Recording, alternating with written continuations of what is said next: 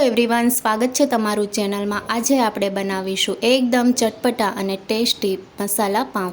સાંજે કંઈ ટેસ્ટી ખાવાનું મન થાય તો ફક્ત 5 મિનિટમાં બની જાય છે। જો તમને મારી રેસીપી ગમતી હોય અને હજુ સુધીમાં ચેનલને સબસ્ક્રાઈબ ન કરી હોય તો સબસ્ક્રાઈબ કરવાનું ના ભૂલતા। મસાલા પાઉંને આ રીતે તવા ઉપર બનાવવામાં આવે છે। જો તમારી પાસે તવો ન હોય તો તમે પેનમાં પણ બનાવી શકો છો।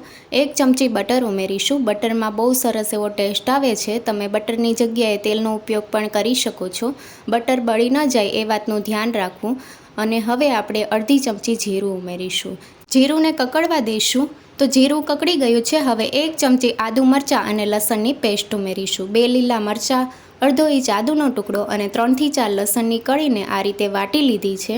લસણનો કાચો સ્વાદ વહી જાય તે માટે આપણે સાતળી લઈશું। 2 મીડિયમ સાઇઝની ડુંગળીને ઝીણી કાપીને ઉમેરી છે। તમે ચોપરમાં ચોપ કરીને પણ ઉમેરી શકો છો। અને મસાલો તમારે વધારે કે ઓછો જે રીતે કરવું હોય એ રીતે તમે ડુંગળી ઉમેરી શકો છો। ડુંગળીનો હલકો કલર ચેન્જ થાય ત્યાં સુધી સાતળી લઈશું। ગેસની ફ્લેમ મીડિયમ ટુ લો રાખવાની છે અને આ રીતે આપણે વચ્ચે વચ્ચે ચલાવતા રહીશું। તો તમે જોઈ શકો છો પહેલાં કરતાં ડુંગળીનો કલર ચેન્જ થઈ ગયો છે। હવે આપણે ટમેટાં ઉમેરવાના છે। 3 મીડિયમ સાઇઝના ટમેટાને ઝીણા કાપીને ઉમેરશું અને મિક્સ કરી લઈશું। ટમેટાને આપણે ત્યાં સુધી કૂક કરવાના છે જ્યાં સુધી તે સોફ્ટ અને મેશી ન થઈ જાય ત્યાં સુધી આપણે થવા દઈશું।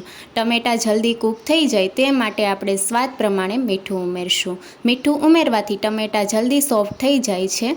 અને હવે 2 મિનિટ માટે આપણે થવા દઈશું જેથી ટમેટાં સોફ્ટ થઈ જશે।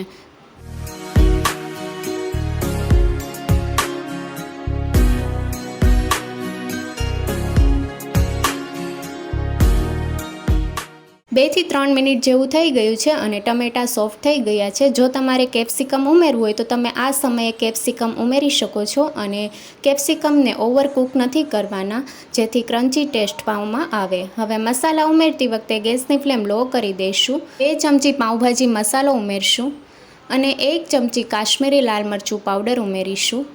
સાથે 1 ચમચી કસૂરી મેથી। જો તમારી પાસે કસૂરી મેથી ન હોય તો તમે સ્કીપ પણ કરી શકો છો, પણ કસૂરી મેથીનો બહુ સરસ એવો ટેસ્ટ આવે છે। બધી જ વસ્તુને મિક્સ કરી લઈશું। ગેસની ફ્લેમ લો રાખીને મિક્સ કરવાનું છે, મસાલા દાજી ન જાય એ વાતનું ધ્યાન રાખવું। મસાલાને થોડી વાર માટે આપણે સાતળી લઈશું જેથી મસાલાનો ફ્લેવર વેજીટેબલમાં આવી જાય। હવે વેજીટેબલને એક રસ કરવા માટે આપણે પાણી ઉમેરીશું। 1/4 કપ જેટલું પાણી ઉમેરશું એટલે કે 4 મોટી ચમચી જેટલું પાણી ઉમેરવાનું છે। અને હવે વેજીટેબલને અધકચરા મેશ કરી લઈશું। વેજીટેબલને મેશ કરવા માટે આ રીતે પાઉંભાજી મેશર લીધું છે। તમે પાઉંભાજી મેશરના જગ્યાએ વાટકીનો ઉપયોગ પણ કરી શકો છો। વેજીટેબલને આપણે અધકચરા મેશ કરવાના છે। ગેસની ફ્લેમ લો રાખવાની છે અને આ રીતે આપણે વેજીટેબલને મેશ કરી લીધા છે। હવે તેલ છૂટું પડે ત્યાં સુધી આપણે થવા દઈશું।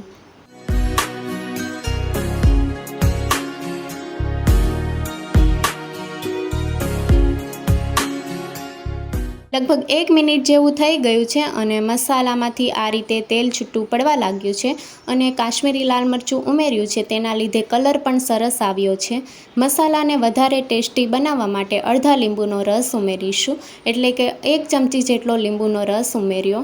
સાથે કોથમીરના પાન ઉમેરીને મસાલાને આપણે મિક્સ કરી લઈશું। એકદમ ચટપટો અને ટેસ્ટી મસાલો તૈયાર થઈ ગયો છે। બધી જ વસ્તુ મિક્સ કરી લઈશું।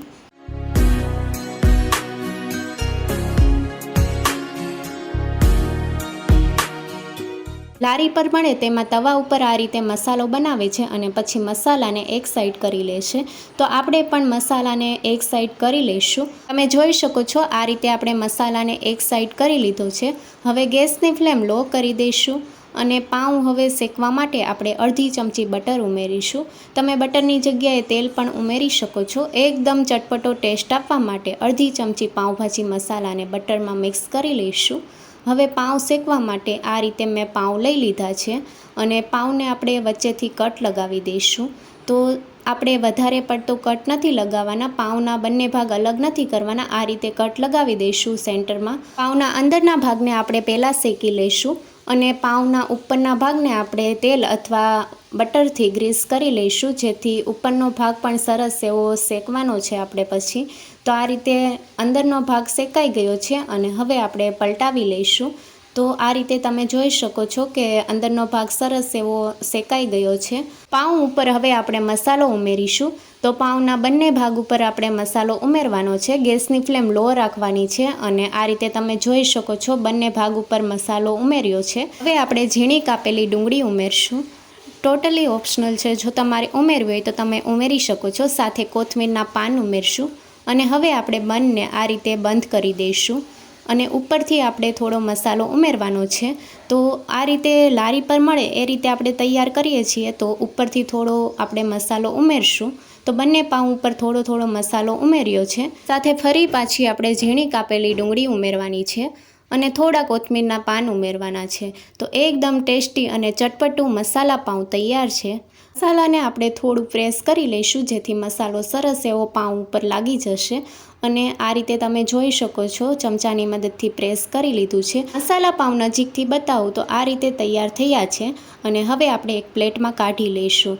તો એકદમ ટેસ્ટી અને ચટપટા મસાલા પાઉં તૈયાર છે. ખૂબ જ ઓછા સમયમાં બને છે. પાઉંભાજી તો તમે બહુ વાર ખાધી હશે, પણ એકવાર આ રીતે જરૂરથી ટ્રાય કરજો. નવી નવી રેસીપી જોવા માટે ચેનલને લાઇક, શેર અને સબસ્ક્રાઈબ કરો. Thank you for watching.